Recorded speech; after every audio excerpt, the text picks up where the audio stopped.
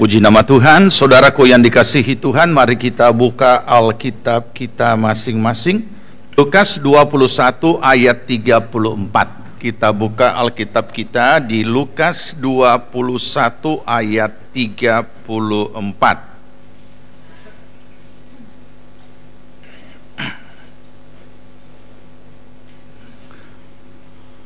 Jika saudara sudah temukan, kita akan sambut firman Tuhan dan kita akan baca bersama.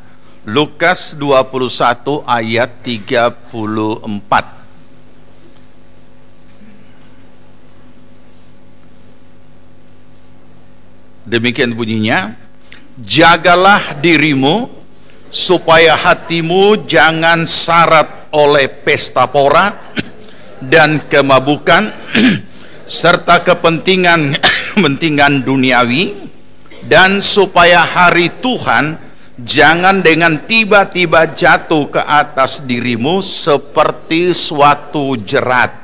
Pembacaan berikutnya kita baca di dalam 1 Timotius pasal yang ke-6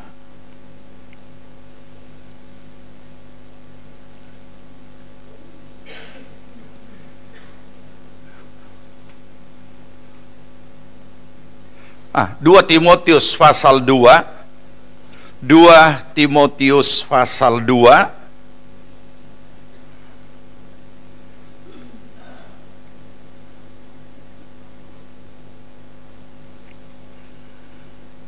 ayat 25 dan ayat 26.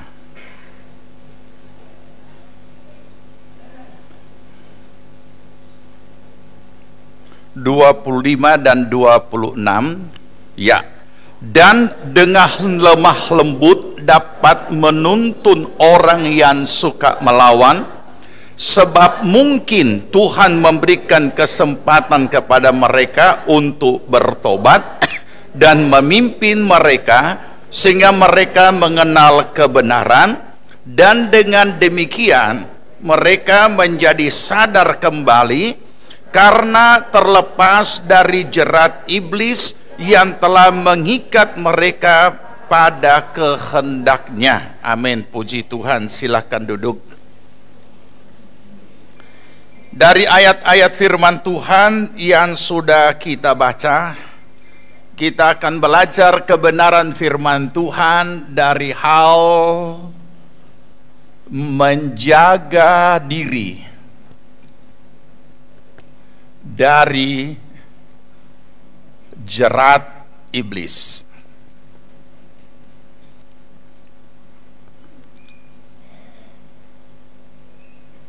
Tapi saya harus menjelaskan dulu, menjelaskan terlebih dahulu kata jerat yang ada di 2 ayat yang bisa kita salah paham.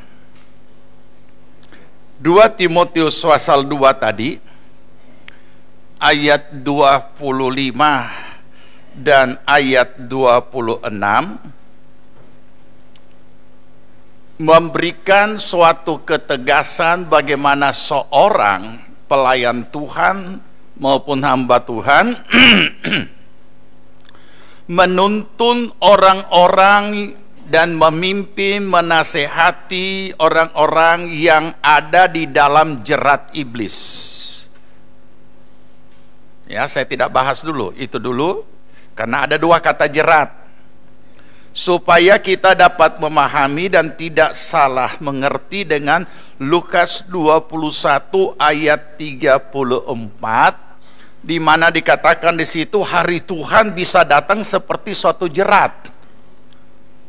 Kemudian kita menganggap, oh, ada jeratnya iblis, ada jeratnya Tuhan. Bukan Tuhan yang menjerat kita, tetapi ketidaksiapan kita mempersiapkan diri menyambut hari Tuhan yang bisa terjadi secara tiba-tiba oleh karena kita masuk di dalam jerat. Ya, bukan Tuhan yang menjerat kita. Ya, jadi supaya kita paham di sini. Baik, saudara. Yang kita mau belajar di sini dari kebenaran firman Tuhan dari ayat-ayat ini adalah menjaga diri dari jerat iblis. Ini sangat perlu menjadi perhatian yang serius bagi kita semua umat Tuhan, jemaat Tuhan yang hidup di akhir zaman ini. Sebab jerat iblis yang ada di sini, hal-hal yang dapat menjadi jerat atau jebakan bagi kita, bukan karena penderitaan, kesukaran, dan lain sebagainya, tapi justru hal-hal yang menyenangkan, hal-hal yang luar biasa secara duniawi. Sangat bersyukur kita sudah belajar tentang jebakan-jebakan kemapanan tersebut, sehingga kita mutlak harus menjaga diri supaya tidak terjebak. Perubahan perilaku hidup manusia yang sangat mengerikan yang ditulis dalam 2 Timotius pasal 3 mulai ayat 1 sampai ayat 5, itu bukan terjadi pada manusia pada umumnya, tapi justru terjadi pada umat Tuhan, di mana kehadiran gereja sehingga umatnya, kalau dibahasakan dengan kasar, perilakunya brengsek. Itu kalau kita simpulkan 2 Timotius 3 mulai ayat 1 sampai ayat 5, itu perilaku brengsek kalau dikalimatkan secara gamblang. Karena semua hal-hal brengsek ada di situ. Dan itu umat Tuhan, orang Kristen, bukan orang dunia. Jadi saudara, jangan kita menganggap karena kita sudah jadi anak Tuhan, kemudian kita menganggap kita steril daripada segala situasi kondisi dunia pada penghujung akhir zaman ini. Tidak ada satupun yang steril. Bahkan kita pun juga akan menjadi terkejut dan mungkin patah hati atau mungkin kecewa ketika kita juga pada akhirnya menemukan orang-orang panutan juga terjebak di dalamnya dan ada di situ, di dalam kubangan. Nah, saudaraku yang dikasihi Tuhan, oleh karena kehidupan keimanan itu adalah bersifat sangat pribadi, sehingga kita tidak boleh goyah, kita tidak boleh kecewa, sekalipun toh mendengar bahkan melihat sendiri orang-orang panutan itu berguguran, kemudian kita menganggap dan berkata, sedangkan dia juga jatuh, apalagi saya. Sedangkan dia juga melakukan, apalagi saya. Tidak boleh, saudara. Setiap orang harus berdiri teguh dengan kokoh kuat, tidak tergoyahkan, karena itu urusan pribadi masing-masing secara sangat pribadi dengan Tuhan. Saudaraku yang dikasihi Tuhan, peristiwa-peristiwa setiap hari yang terjadi di sekitar kita. Kenapa saya boleh katakan sekitar kita? Karena sekalipun sangat jauh di sana, tetap muncul di siaran, berarti ada di sekitar kita. Diberitakan, dijelaskan segala hal-hal yang tidak pernah dapat kita duga. Maka mungkin juga disebarkan melalui sosial media saudara. Saudara mungkin baca, saudara mungkin lihat video-video singkat yang mengerikan dari perlakuan manusia yang boleh dikata bukan bernama aneh, tapi namanya nama-nama rasul. Mungkin baru beberapa hari, 2 hari lalu, atau mungkin baru beberapa hari lalu, belum lama terjadi, kita juga mendengar seorang bernama Rasul membunuh anaknya 2 orang. Satu baru 3 tahun, satu 5 tahun. Aparat lagi. menghabiskan banyak waktu dibahas secara fisiologis, padahal dengan sangat jelas Bapak Kapolri sendiri sudah menyampaikan di televisi, oleh karena dia melakukan ritual, dia mempersembahkan anaknya, tapi tidak dibahas ritualnya, yang dibahas hanya segi fisiologis. Segala pakar fisiologis dihadirkan untuk membahas itu, padahal kita lihat, kita dengar sendiri pimpinan tertingginya mengatakan seperti itu. Kenapa itu tidak dibahas?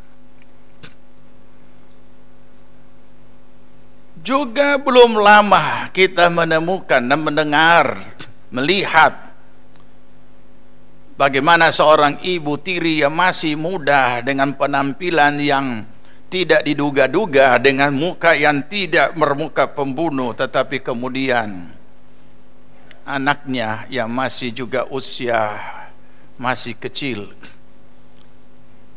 dia hantam ke dinding kepalanya 3 kali dan pecah tengkoraknya. Ini ada di sekitar kita, bukan terjadi di luar negeri.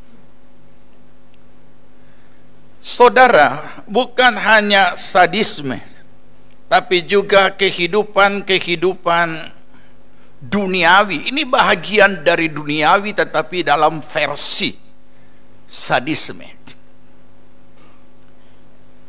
Kalau kita tidak menjaga diri kita dari jerat iblis, siapapun bisa mengalami itu tanpa terkecuali, hanya bentuknya berbeda-beda.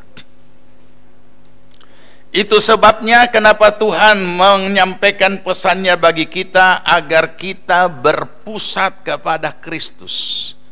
Masih ingat nyanyian pujian tadi yang mengantar kita masuk dalam firman Tuhan? Engkaulah segalanya dalam hidupku. Kebenaranmu menjadi bahagianku. Dan ini perlu menjadi satu perenungan bagi kita, apakah kehidupan rohani kita atau kehidupan atau jati diri kita sehari-hari sudah sampai ke situ, atau baru sampai kepada kalimat-kalimat indah yang kita lantunkan dalam bentuk nyanyian rohani. Ini saat di penghujung akhir zaman, bukan saatnya lagi untuk kita anggap ya bahwa hal-hal rohani itu ya adalah pelengkap hidup saja, dan beribadah itu hanyalah melengkapi tradisi yang sudah ada, karena ada memang orang tertentu, orang Kristen tertentu yang sangat fanatik bahwa hari Minggu harus ibadah, walaupun hari lain tidak perlu. Itu ada yang sampai begitu. Dia mendidik anaknya begitu keras, tidak boleh, tidak, hari Minggu harus pergi. Nah, jadi seolah-olah maka begitu fanatik dengan hari Minggu, akhirnya dia menjadi Kristen mingguan yang tidak ada apa-apa artinya. Nah, saudaraku yang dikasihi Tuhan, apa yang Tuhan Yesus ingatkan tentang ini juga kalimat ini bahagian daripada kalimat yang disampaikan Tuhan Yesus saat-saat dia mengajar tentang akhir zaman. Saya tidak akan membahas akhir zaman karena kita semua sudah tahu, bukan kita hanya hidup di akhir zaman, tetapi di penghujung akhir zaman. Bagaimana kita menjaga diri dari jerat iblis dan mengapa kita harus menjaganya? Saya sudah ingatkan bagi kita semua bahwa ada 2 hal yang menghadang hidup kita sementara kita jalani. Yang pertama adalah ajal atau usia. Kita tidak tahu kapan selesai, karena semua orang pasti mati. Tapi yang jelas cuma sampai 80, sampai 90. Entah sampai berapa puluh pun, yang jelas pasti mati. Ya. Yang menghadang juga di hadapan kita adalah kedatangan Tuhan Yesus Kristus kembali. Mana lebih dulu? Sewaktu-waktu bisa terjadi, yang mana lebih dulu? Mungkin kita belum meninggal, Tuhan Yesus sudah datang. Mungkin juga kita sudah meninggal, baru Tuhan Yesus datang. Dan kalau kita adalah orang yang tetap tekun dalam iman, maka tentu saja kita akan bangkit kembali dan akan diangkat oleh Tuhan. Tapi kalau tidak, maka tidak. Berarti kita akan mengalami kebangkitan pada kebangkitan yang kedua untuk mendapatkan penghukuman. Nah, dalam kondisi dua yang menghadang kita ini, bagaimana kita menjalani hidup kita? Kita harus menjaga diri dari jerat iblis. Perilaku hidup duniawi, mungkin itu yang paling tepat. Karena perilaku hidup, makanya dikatakan, jagalah dirimu supaya hatimu, ini yang harus, hatimu jangan syarat. Saudara tahu syarat itu tahfol, itu namanya syarat. Sama dengan kalau sebuah perahu sudah syarat dengan penumpang, maka tidak lama dia tinggal tenggelam. Ya, jangan hatimu syarat dengan pesta pora. Pesta pora ini dikategorikan oleh Alkitab di ayat yang lain sebagai penyembahan berhala dan kemabukan.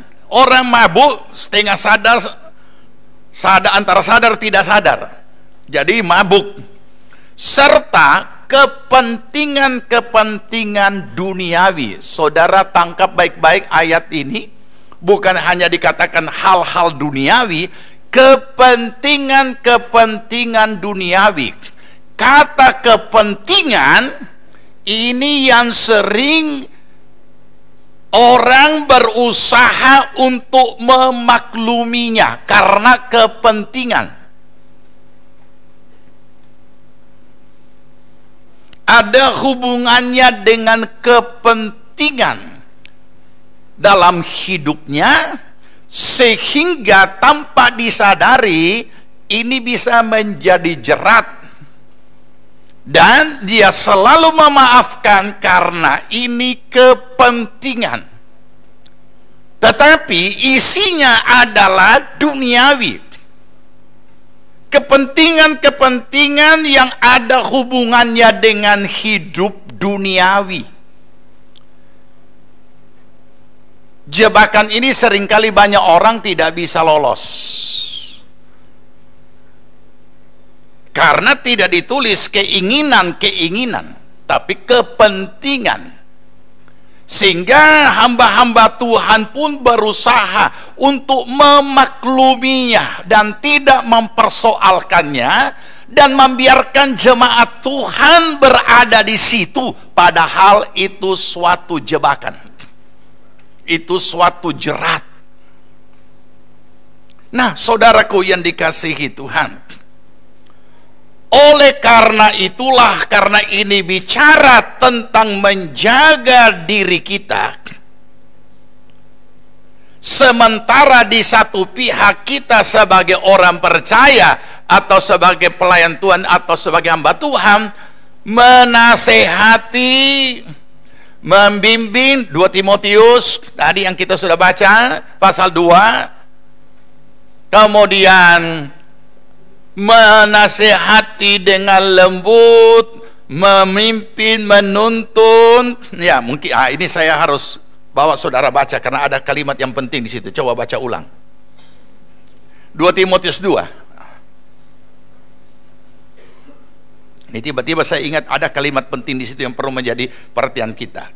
2 Timotius 2 ayat 25. Dan dengan lemah lembut, baca, dapat menuntun orang yang suka melawat, sebab mungkin Tuhan memberikan kesempatan kepada mereka untuk bertobat, dan memimpin mereka sehingga mereka mengenal kebenaran. Saudara tahu,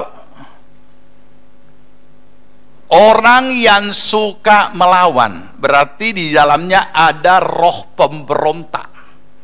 Orang yang tidak mau dengar-dengaran, orang yang selalu punya argumen, selalu punya jawaban untuk hal-hal yang benar yang seharusnya dia tidak lakukan, supaya dia tidak disalahkan, maka dia harus pandai menjawab pelanggaran-pelanggaran itu tanpa dia sadari bahwa roh pemberontak di dalam dirinya sudah mulai bekerja. Dan saudara tahu apa pada akhirnya? Dia tidak menyadari bahwa dia sudah masuk dalam jerat iblis. Ayat 26. Dan dengan demikian mereka menjadi sadar kembali karena terlepas dari jerat iblis yang telah mengikat mereka. Ya, telah mengikat mereka pada kehendaknya iblis. Jadi ketika diri kita ada satu penolakan tentang kebenaran-kebenaran firman Tuhan yang diajarkan kepada kita, yang seharusnya kita lakukan, kita harus hati-hati. Karena itu bisa adalah jerat iblis. Dan lama-lama kalau kita sudah diikat dengan jerat iblis ini, roh pemberontak ini yang akan bekerja. Saudara tahu?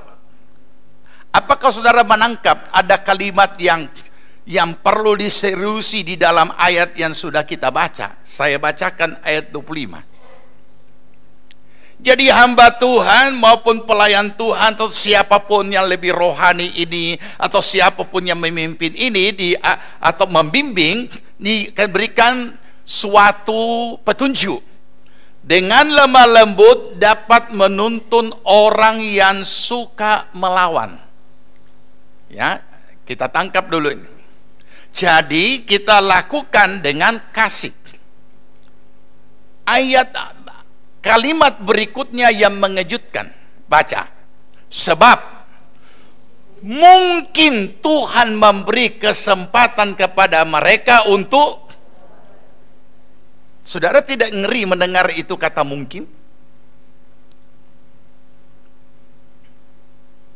Berarti bisa saja orang itu berubah, bisa saja tidak. Kenapa? Mungkin Tuhan memberikan kesempatan. Kesempatan itu adalah waktu. Waktu adalah kesempatan ada di dalam waktu. Waktu itu adalah hitungan detik, menit, jam. Dan di dalamnya ada banyak kesempatan. Dan di dalamnya juga bisa saja tidak ada kesempatan. Tapi kata mungkin Tuhan memberikan kesempatan. Siapa yang harus memakai kesempatan itu? Kita. Walaupun kita diberi kesempatan, tapi kesempatan itu kita tidak pakai, habis. Sama sederhana. Ketika ada murid mau ujian, biasanya ada libur kan? Libur itu dipakai untuk apa sebenarnya? Kenapa harus diberikan libur? Supaya mereka ada kesempatan untuk belajar. Tapi kalau kesempatan itu dia pakai di main game di warnet sampai subuh, dan kemudian dia lulus. Ini karena saya lagi refreshing di warnet, jadi pikiran segar, jadi lulus saya bisa jawab semua. Apakah kita pernah temukan yang seperti itu, atau sebaliknya tidak lulus? Jadi kesempatan itu apakah kita mau pakai, tidak? Ketika menghadapi orang-orang yang suka melawan, saya selalu pelajari, ini anak bisa berubah apa tidak? Atau bukan bisa berubah, mau berubah apa tidak? Karena sering ada kalimat seperti ini, beri kesempatan. Semua orang bisa berubah, tapi ternyata di dalam pengalaman pelayanan selama ini, tidak semua orang bisa berubah. Kenapa? Karena memang ia tidak mau berubah. Tidak usah jauh-jauh dalam membimbing siswa-siswi SPP ini, menghadapi beberapa orang yang harusnya dikeluarkan. Saya bilang kasih keluar. Ibu Lea bilang, beri kesempatan om. Dia masih, siapa tahu masih bisa berubah. Oke, dia beri kesempatan. Ternyata kesempatan yang diberikan, orang itu tidak pakai, malah lari, hilang, tiba-tiba hilang. Tidak pamit, kurang ajar, tidak. Mau jadi hamba Tuhan pamit saja tidak, aturan saja tidak tahu, apalagi melakukan firman. Nah, saya katakan, inilah contoh. Tidak semua orang bisa mau berubah. Semua orang bisa berubah, tapi tidak semua orang mau berubah. Dan ini hati-hati saudara. Ada ingat Esau? Apa kata salah satu ayat dalam perjanjian baru? Salah satu ayat yang ada dalam perjanjian baru menulis bahwa Esau, ketika ia mau bertobat, tidak ada lagi kesempatan baginya untuk bertobat. Coba bayangkan. Jadi mari saudara, ini situasi kondisi yang seperti ini, sehingga kalau kita tidak menjaga diri kita dari jerat iblis, kita yang terjerat. Saudara tahu jerat, pasti tahu pemburu-pemburu yang biasa pasang jerat. Masa itu babi hutan tahu kalau di situ ada jerat? Tidak ada. Tahu-taunya so bikinkan jerat, pagi-pagi lihat, oh so ada di bawah dia. Ya. Begitu juga jerat yang lain. Mana itu kelelawar tahu kalau ada jerat jala dipasang. Bangga kemarin semua itu paniki, banyak sekali malengket di jala-jala itu. Ada banyak cara kan. Kalau masa mereka tahu kalau ada saudara pasang jerat. Nah, kita seringkali juga demikian. Yang harus kita jaga diri kita, karena bisa terjadi kita pun tidak mau berubah. Saudara bisa bayangkan ketika seorang hamba Tuhan jatuh sakit, kemudian orang lain simpati kepadanya dan datang mendoakan dia, dia usir itu orang, dia tidak mau didoakan. Coba bayangkan, hamba Tuhan menolak diri dilayani karena dia sudah marah sama Tuhan, karena pemahaman dia Tuhan tidak bela dia, Tuhan tidak memihak dia, Tuhan tidak mengasihi dia, sehingga mau didoakan pun tidak mau, tidak bersedia. Jadi orang yang masuk dalam jerat itu tidak tahu kalau itu jerat. Tanpa disadari dia sudah merubah paradigmanya, perilaku hidupnya, semua berubah. Di dalam berubah dalam arti kata berubah menjadi hal-hal yang duniawi, hal-hal iblis. Dan ini sangat berbahaya. Nah, oleh karena itulah mengapa Tuhan menyuruh kita jagalah dirimu, supaya hatimu jangan syarat. Kalau kita lihat hati, kalau mungkin saudara, kalau saya salah nanti mungkin yang sekolah kedokteran bisa tahu. Berapa sih besarnya hati?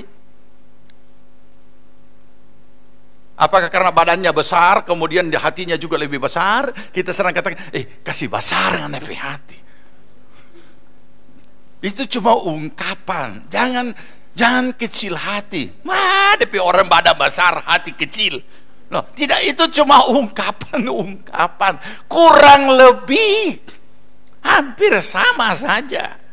Tetapi saudara, saya selalu ingin mengatakan bahwa hati itu besarnya lebih kecil sedikit dari ini dunia bola bumi ini. Lebih kecil sedikit. Kenapa?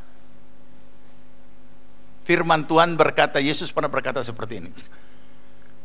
Sekalipun engkau memiliki seisi dunia ini,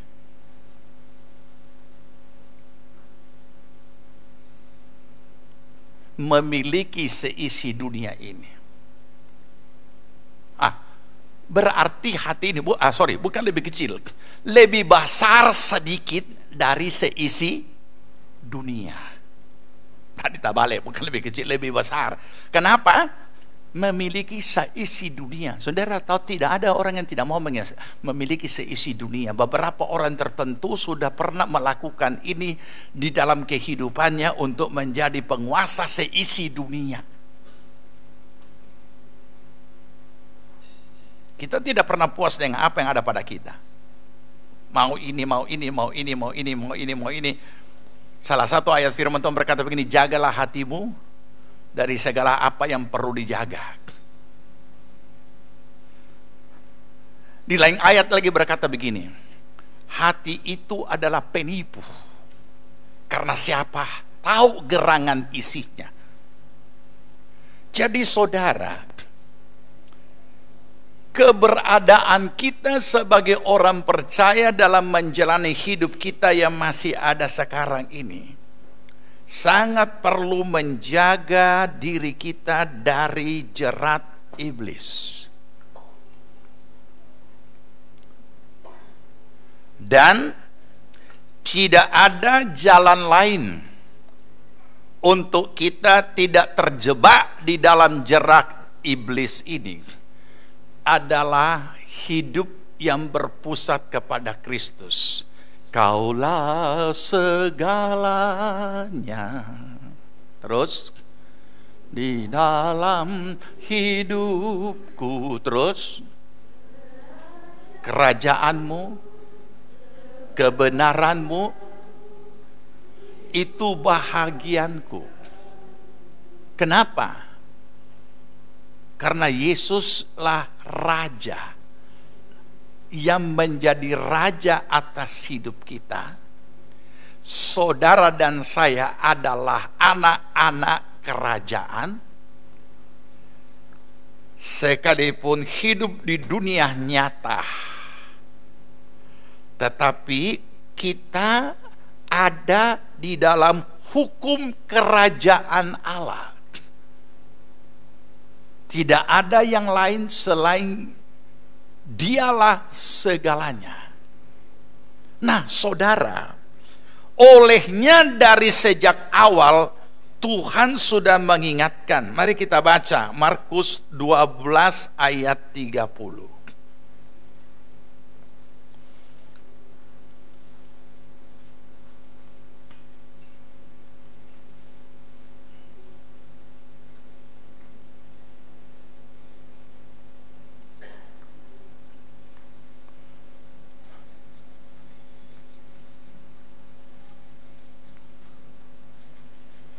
Lukas 12 ayat 30.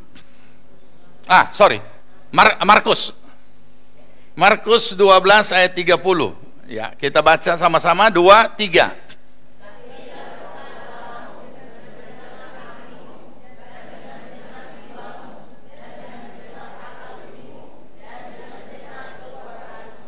Iya. Saya pernah bacakan ini dalam peringatan perayaan ulang tahun PDM.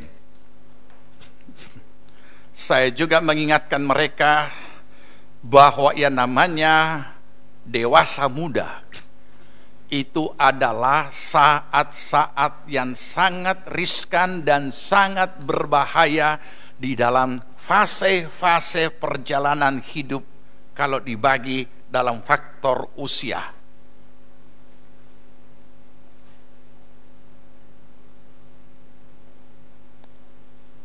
Termasuk itu yang akan menentukan sesudah melewati dewasa muda dan menjadi dewasa penuh, itu jadi apa? Ada dua fase kehidupan kita lalui yang sangat berbahaya. Masa remaja, masa puber, masa pancaroba, dan masa dewasa muda. Masa remaja menentukan dia jadi apa di dalam masa kepemudaan. Dan sesudah dia lewati masa kepemudaan, dia mulai berumah tangga dan memasuki masa dewasa muda. Ini juga masa-masa berbahaya dan banyak orang berguguran. Dalam waktu yang tidak terlalu lama mereka nikmati sudah gugur dalam berbagai bentuknya. Dan selanjutnya dia akan menjalani masa dewasa sepenuhnya sampai masa tua. Nah, saudara,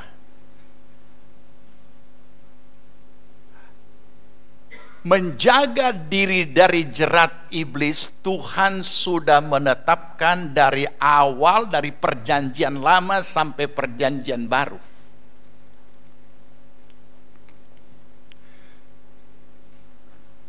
Ketetapan yang Tuhan tetapkan begitu keras di zaman umat Tuhan mulai dipilih, bangsa Israel mulai dipilih sebagai umat pilihan Allah.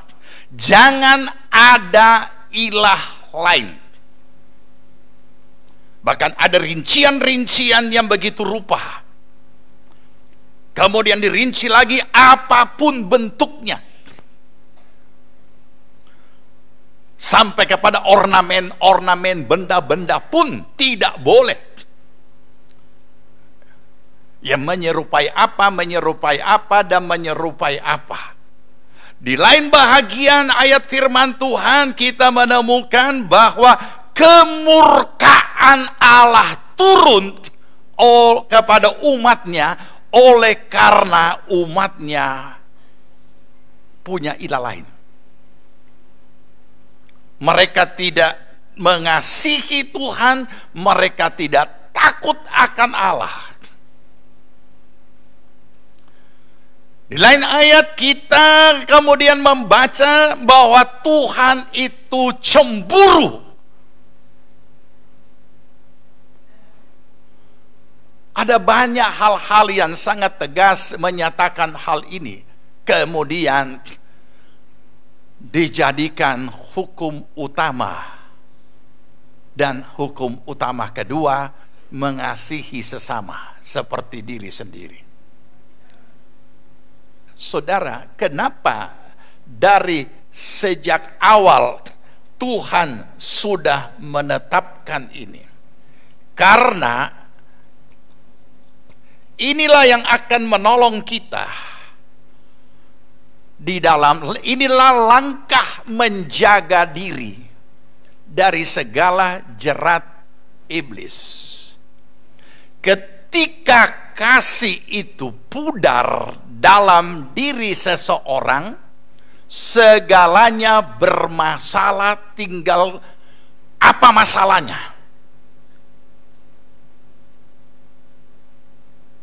Olehnya firman Tuhan mengatakan, kasihilah Tuhan Allahmu dengan segenap hati,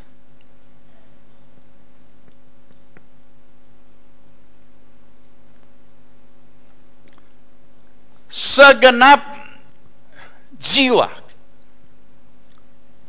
segenap akal budi, segenap kekuatan. Tetapi sumbernya satu, kasih. Dalam hal ini agape. Masalahnya sekarang,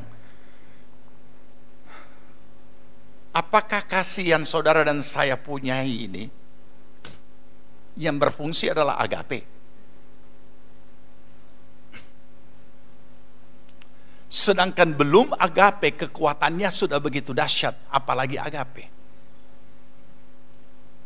Dan kalau kita coba mengasihi Tuhan hanya dengan filia, itu bukan untuk Tuhan. Itu untuk di antara kita, keluarga, sahabat, teman, saudara.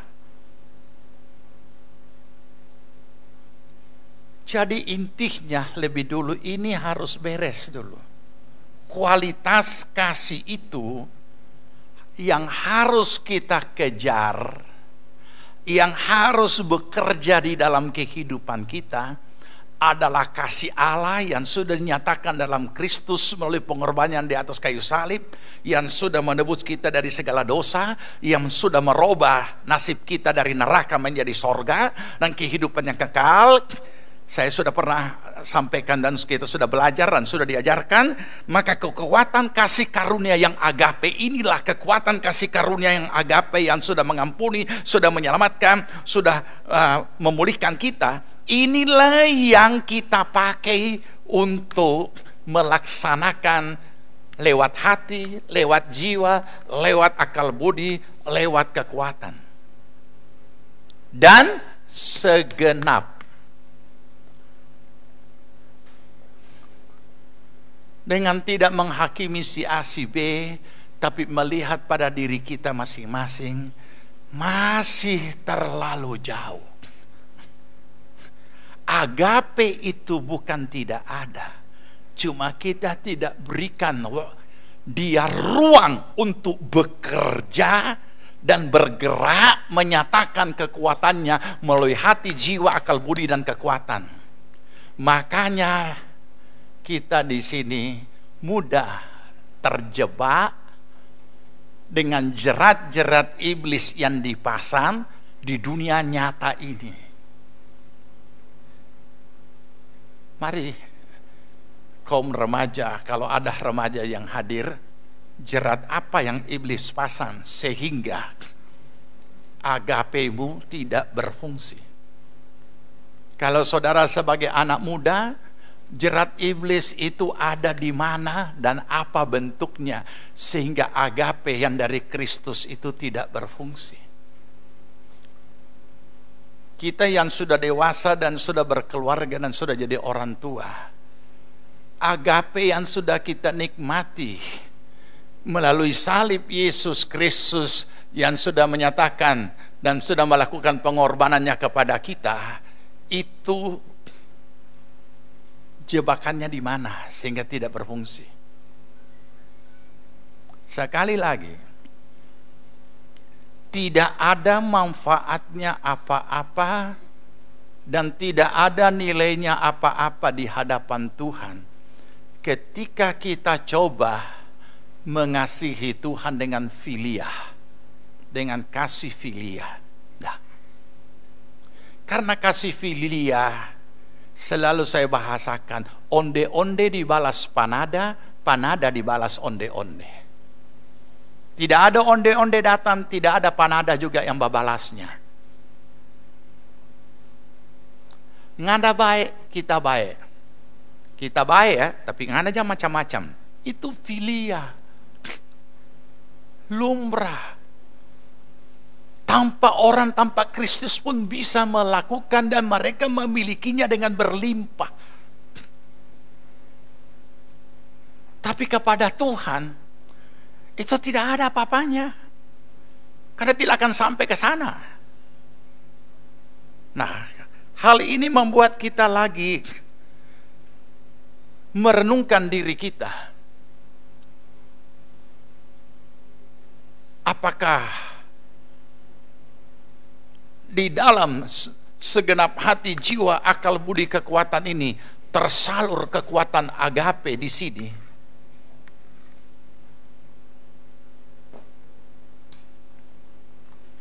Saudara, kalau kita tidak melakukan tindakan ini, sedangkan ini adalah tindakan menjaga diri dari jebakan atau jerat iblis, maka jerat-jerat iblis yang dipasang yang kita tidak tahu ada di mana sewaktu-waktu bisa berlaku dan kita masuk di dalamnya dan kita tidak dapat berbuat apa-apa.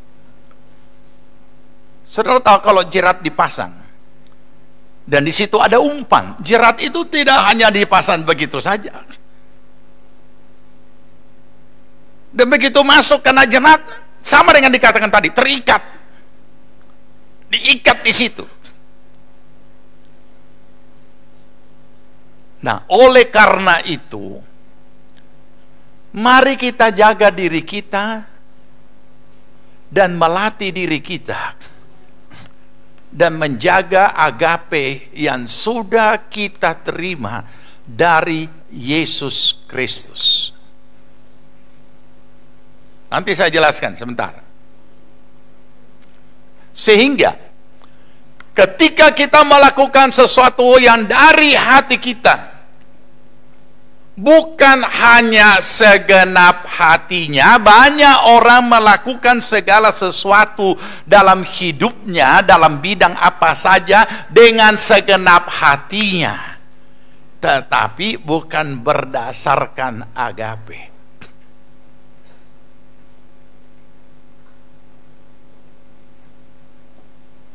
Sehingga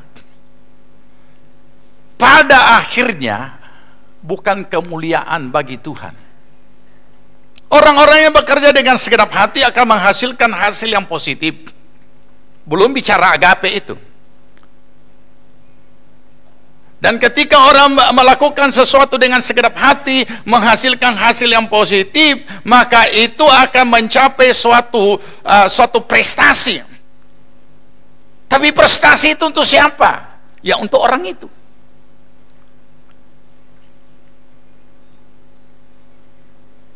Begitu juga dengan kata segenap jiwa, pokoknya segenap ini. Bisa menghasilkan, bukan tidak bisa menghasilkan. Saudara berkata banyak orang melakukan sesuatu dengan segenap hati dan berhasil, dan selalu ini ditanamkan, kalau kerja jangan setengah-setengah hati ya. Kerja dengan segenap hati, artinya sungguh-sungguh. Ya jelas. Tapi kita ini bukan hanya bicara hasil akhir. Andai kata pun kita bicara hasil akhir itu untuk siapa? Kemuliaan diri sendiri atau kemuliaan Tuhan?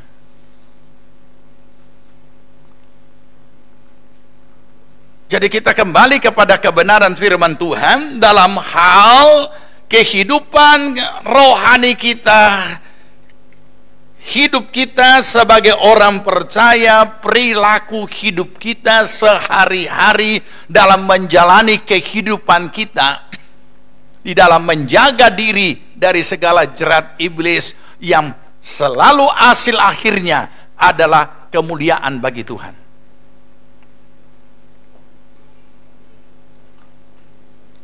Nah, saudaraku yang dikasihi Tuhan, kalau kita sudah jadi orang percaya dan kekuatan agape ini tidak bekerja di dalam hidup kita, tidak boleh kita biarkan, karena ada pasti yang tidak beres. Kemudian tidak menghasilkan apa-apa, karena ini bicara kasihilah Tuhan Allahmu. Kita baru bicara yang vertikal.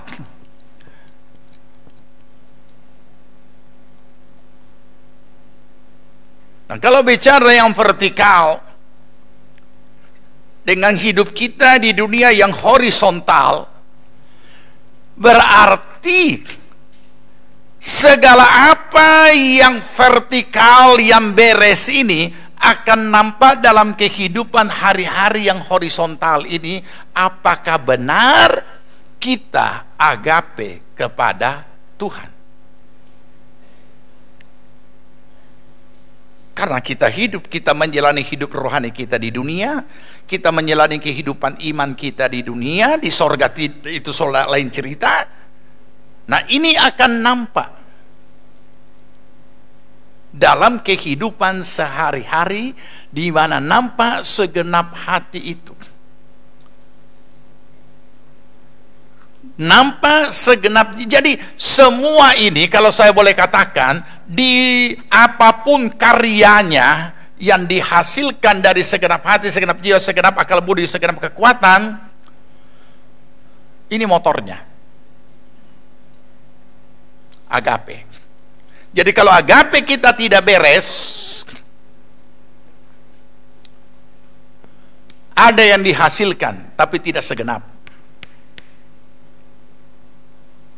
Kalau agape kita juga tidak beres, tapi nampak hasil yang hebat, itu juga perlu diwaspadai. Karena kekuatan kasih di luar agape bisa menghasilkan juga beberapa hal-hal yang spektakuler, seperti yang ditulis dalam 1 Korintus 13, tapi sudah bukan kristosentris. Ingat kata Paulus dalam 1 Korintus 13, jika aku bisa berbahasa malaikat sekalipun dan dapat berkarunia lidah dengan sempurna, tapi aku tidak punya agape, maka aku adalah gong yang gemerincing. Jika aku membagi-bagi hartaku sekalipun kepada orang miskin, tapi aku tidak punya kasih, maka aku bukan apa-apa. Ini aneh. Kok bisa ada orang membagi-bagi hartanya bukan karena kasih? Berarti karena apa? Kepujian.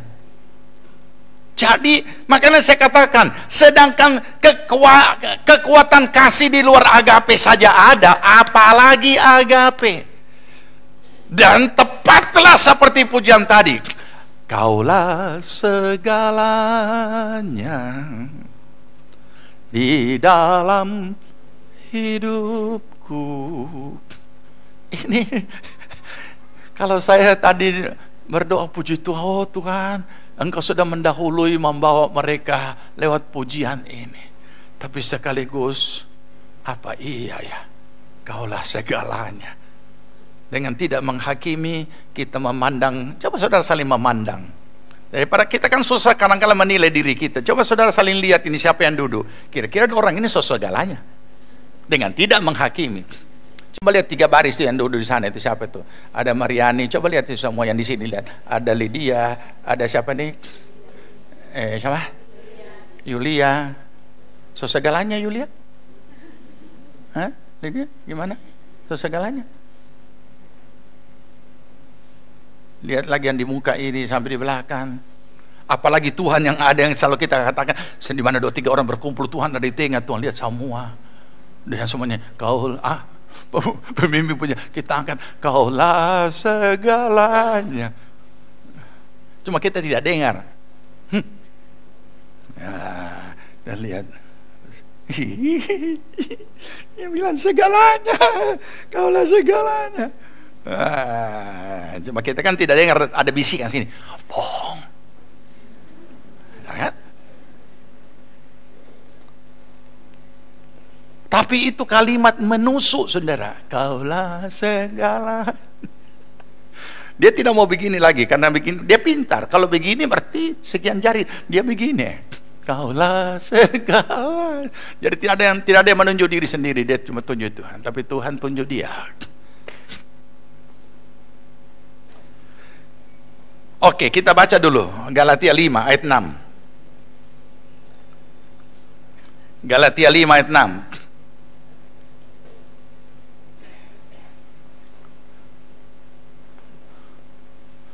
Galatia pasal 5 ayat yang ke-6. Tadi kan saya sudah jelaskan sebagian bahwa motornya itu semua agape. Galatia 5 ayat 6, ya, sebab bagi orang-orang yang ada di dalam Kristus Yesus, hal bersunat atau tanda-tanda lahiriani atau tidak bersunat tidak mempunyai sesuatu arti, hanya iman yang bekerja oleh kasih, oleh agape. Kenapa iman lumpuh? Kalau agapenya rusak. Kalau saya katakan, saudara percaya Yesus Kristus adalah juru selamat, kita semua orang yang ada di dalam ruangan ini adalah orang yang punya iman. Tapi iman itu dikatakan Alkitab hidup. Iman itu hidup apabila disertai dengan perbuatan. Kata Yakobus, saya tidak usah bacakan, kita sudah tahu. Nah, itu baru dikatakan iman yang hidup. Iman yang disertai perbuatan adalah iman yang bekerja dan menghasilkan karya bagi Tuhan. Dan karya itu adalah karya kasih kita kepada Tuhan. Artinya, apapun yang kita kerjakan, kita lakukan dari hati yang mengasihi Tuhan, dari jiwa yang digerakkan oleh agape, dari akal budi yang digerakkan oleh agape, dari seluruh genap kekuatan yang digerakkan oleh agape. Iman yang bekerja oleh karena agape. Jadi walaupun orang tidak mengeluarkan kata-kata penghakiman kepada saudara, tapi firman Tuhan sudah menetapkan seperti itu. Ketika faktor iman yang ada di dalam kehidupan kita, yang sering disebut sebagai kehidupan rohani ini mandul, tidak menghasilkan apa-apa, tidak berbuah, tidak bergerak, tidak berbuat, maka kita tidak bisa kecil hati ketika Roh Kudus mengoreksi kita bahwa kasih kita kepada Tuhan lagi rusak. Mesin agape rusak.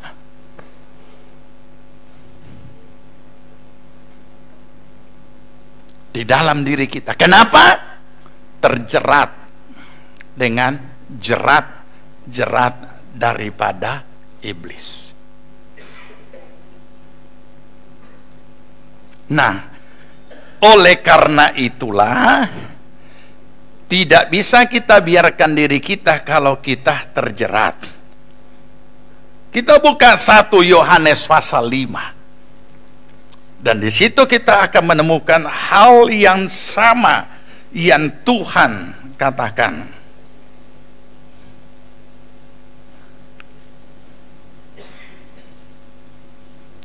Satu Yohanes 5 ayat 3-5. Kaum laki-laki dulu. 2, 3. Sebab inilah kasih kepada Allah, yaitu bahwa kita menuruti perintah-perintahnya.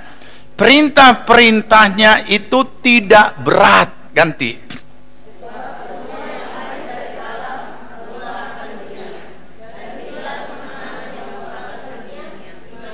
Siapakah yang mengalahkan dunia selain daripada dia yang percaya bahwa Yesus adalah anak Allah?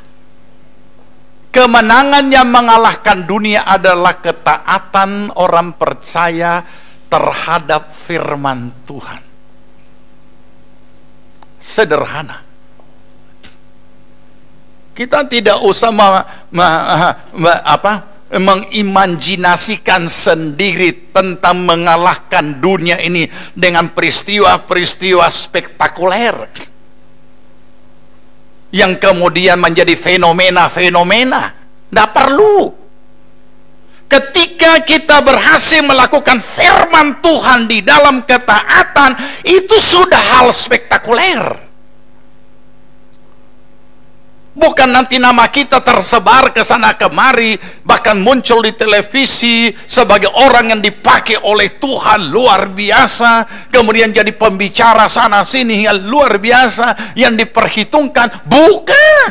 Itu cuma manusia yang mengaguminya, karena kita dikenal dan melakukan hal-hal yang ajaib, dipakai Tuhan melakukan hal-hal ajaib. Tapi ketenaran kita itu hanya dikenal oleh manusia. Kita perlu dikenal oleh Tuhan setiap hari ketika Tuhan menemukan kita melakukan firman-Nya karena kita mengasihi Dia. Dan kategori mengasihi Tuhan adalah melakukan perintah-Nya. Bukan melakukan orang doa kita, orang sakit kita doakan dan sembuh. Itu bahagian lain. Bukan.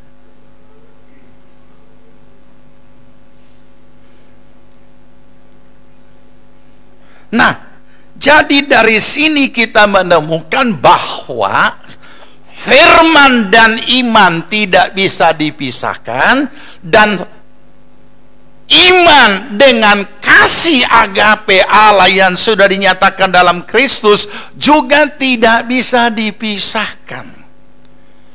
Karena perbuatan agape di atas kayu salib yang diimani itu membuat kita mengalami penebusan dan menerima kehidupan yang kekal. Jadi tidak bisa dipisahkan.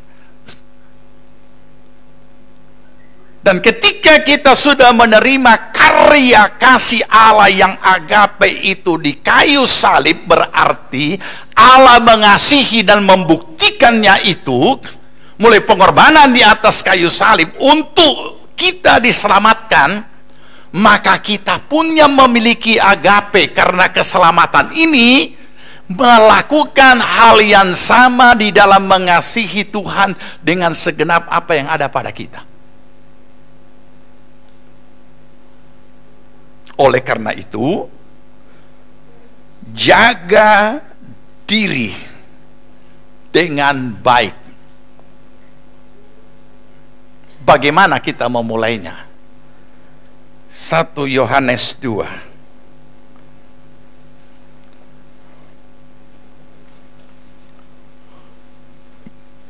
1 Yohanes 2. Bersihkan itu hati, bersihkan itu pikiran, dan robah paradigma. Kalau tidak, hal-hal unsur-unsur lain yang menempati hati kita. Oke, 1 Yohanes pasal 2 ayat 15, kaum perempuan. 2, 3.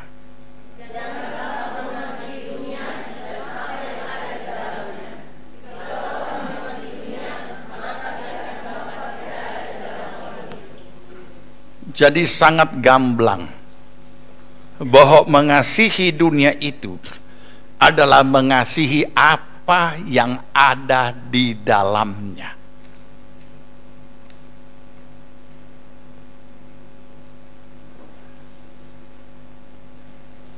Kita bukan agape kepada dunia.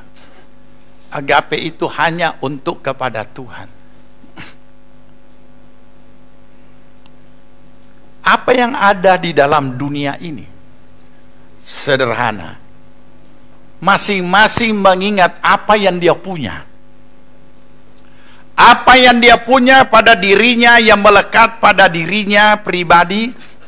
Apa yang dia punya yang ada di rumah.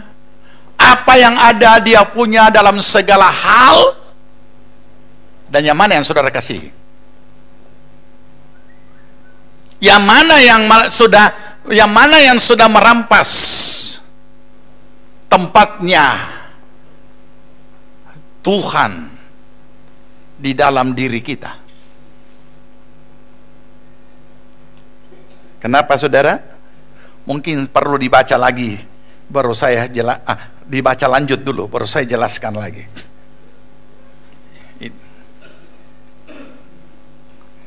Pasti ada alasan kenapa.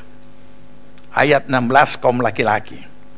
Sebab semua yang ada di dalam dunia, yaitu keinginan daging, keinginan mata, serta keangkuhan hidup, bukan berasal dari Bapa, melainkan dari dunia. Sama-sama.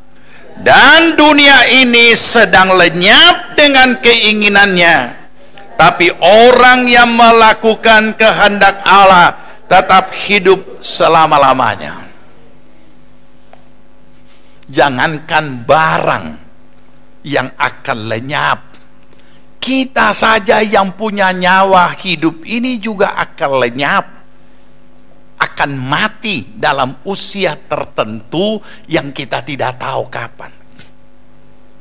Makanya kalau DP mai tua lebih dulu berangkat, dia jadi duda. Makanya kalau pai tua lebih dulu berangkat, dia jadi janda. Di beberapa tempat hal ini, sebutan ini lumrah. Bahkan sebutan-sebutan kehormatan. Makanya kalau suami sudah meninggal, dia harus tulis Nyonya Janda Abdullah. Ya, itu umum di mana-mana.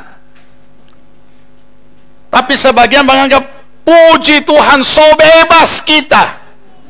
Langsung nama sendiri. Langsung hilang dia punya nama laki karena so janda. Jadi dia langsung pakai nama sendiri, Aminah. Padahal seharusnya dia tulis itu tata bahasa dan juga etisnya seperti itu. Nyonya Janda Aminah Abdullah. Artinya ini perempuan namanya Aminah, jandanya Abdullah. Coba tanya orang-orang yang mengerti bahasa. Tapi sekarang zaman modern langsung lenyap.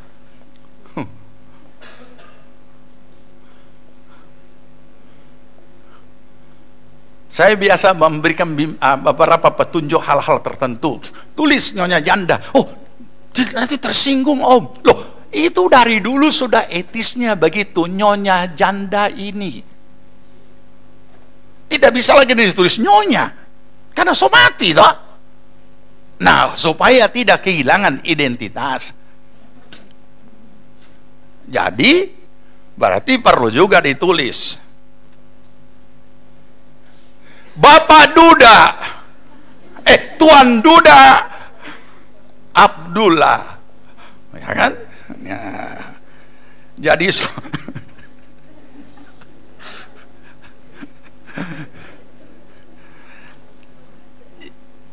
jangankan barang-barang di dunia, saudara, kita saja juga akan lenyap.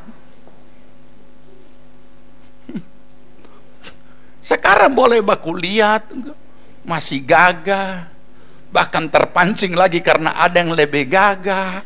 Semua akan lenyap. Semua. Sedangkan kita yang sangat berharga ini akan lenyap.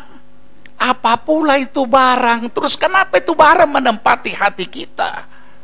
Kenapa hal-hal duniawi bisa menggeser akan Kristus? Kenapa kegiatan hal-hal hobi bisa lebih kuat daripada agape itu? Tak bisa. Kita terjerat, saudara. Dan jerat itu kita tidak sadar.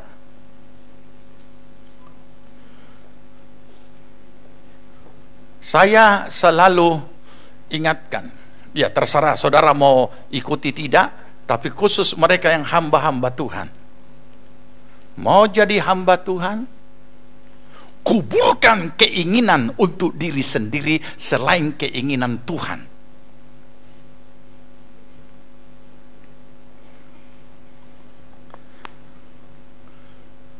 Dulu ada hamba Tuhan tak gila-gila ingin punya mobil.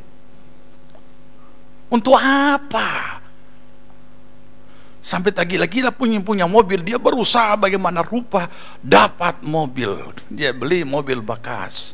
Entah bekas, pokoknya kalau semua orang pada umumnya kalau mobil pertama, lebih sayang dari segala apa yang harus disayang. Jadi sekalipun bahkan ini hamba Tuhan, dia sayang sekali DP mobil. Berangkat dengan rombongan Palu ke Sulawesi Utara. Saking dia sayangnya, takut habis oli, dia isi oli terlalu banyak, terus tak kancing DP mobil. Karena dia bisa menapas, DP pistol, dia tak kancing, terus rusak total. Terakhir sampai di Manado, itu mobil so tidak balik, so jual di sana. Nah, saya nasihati, kita hamba Tuhan tidak usah punya keinginan mau ini, kuburkan. Yang kamu harus ciptakan, yang kamu harus hadirkan itu, keinginannya Tuhan itu apa? Itu hadirkan dalam pelayanan. Kalau keinginannya Tuhan menjangkau jiwa-jiwa lebih banyak di luar tempat pelayananmu, maka Tuhan akan anggap, oh dia butuh mobil ini. Maka dengan sendirinya datang itu mobil, tapi bukan untuk kebutuhan kita. Mau beraksi, nggak usahlah kita hamba Tuhan mau beraksi apa. Bahkan hadirkan kepentingannya Tuhan dalam pelayananmu. Kamu mau naik mobil, gampang. Hadirkan pelayanan yang butuh mobil untuk Tuhan. Dengan sendirinya kamu cuma ikut naik. Pada tak gila-gila untuk mau punya mobil. Mau apa lagi? Mau punya apa? Nah, jadi memang ini godaannya kuat, saudara. Keinginan-keinginan duniawi itu kuat. Tetapi Tuhan sudah mengingatkan kita ada banyak jebakan. Makanya apapun fasilitas yang ada dalam hidup kita, itu fasilitas yang Tuhan berikan supaya hidup saudara bisa nikmati dan saudara bisa lebih dekat lagi dengan Tuhan karena sudah lebih lancar. Tadinya jalan kaki, sekarang naik kendaraan. Tadinya tidak ada uang, kemudian ada bisa bayar angkot. Itu kan semua supaya lebih lagi kita mengasihi Tuhan. Bukan membawa kita supaya lebih jauh dari Tuhan, bukan. Nah, bagaimana memelihara ini kasih agape dengan Tuhan? Sederhana. Hidup dekat dengan Tuhan.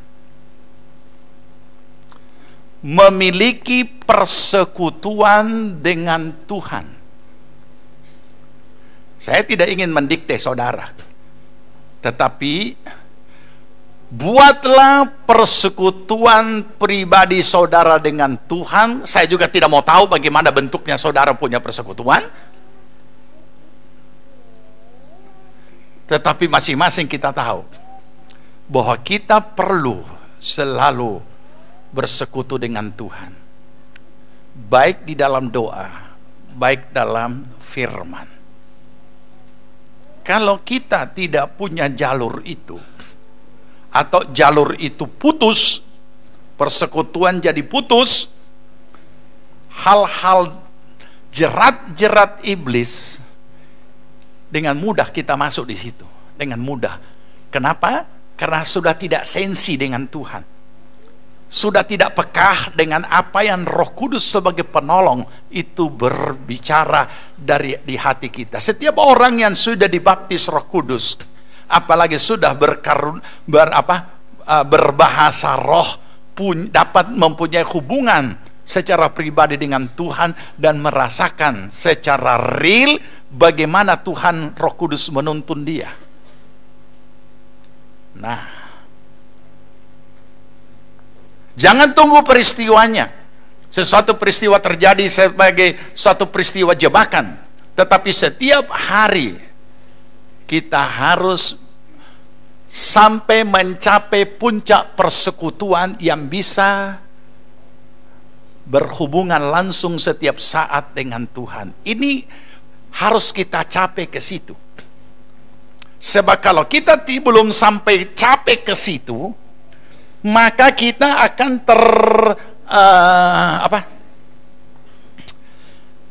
kita akan terpatok dengan satu pengertian.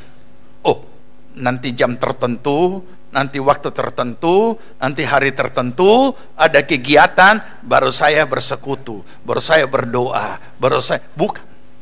Itu perlu. Tapi lebih daripada itu, kita harus mencapai satu tingkat persekutuan yang sewaktu-waktu bisa nyambung dengan Tuhan, sewaktu-waktu bisa nyambung dengan Roh Kudus, untuk kita setiap saat dari seluruh pergerakan hidup kita sama seperti ada orang di sisi kita. Tapi jangan bicara sendiri, nanti orang pikir ya apa ini. Di kantor saudara berbahasa roh sendiri, kemudian melihat kita bos so sedikit lain ya, dia komat kami sendiri tapi dia bahasa kita tidak mengerti ya, karena kita disuruh juga berbahasa roh, bukan berbahasa roh untuk keras-keras, tetapi kita harus capai di situ. Itu yang harus selalu kita jaga, supaya agape itu tidak tercemar. Ketika ada hal-hal duniawi, dia cuma lewat, tapi kita tidak tercemar. Ya, tidak ada lagi hal-hal duniawi yang menyeret kita ke situ, yang bisa membuat segenap ini menjadi tidak sepenuhnya. Karena dialah yang bekerja mengaktifkan iman untuk menghasilkan kasih yang bergerak, ya. Iman yang digerakkan oleh kasih. Kita tadi sudah baca. Jadi jaga ini, ya.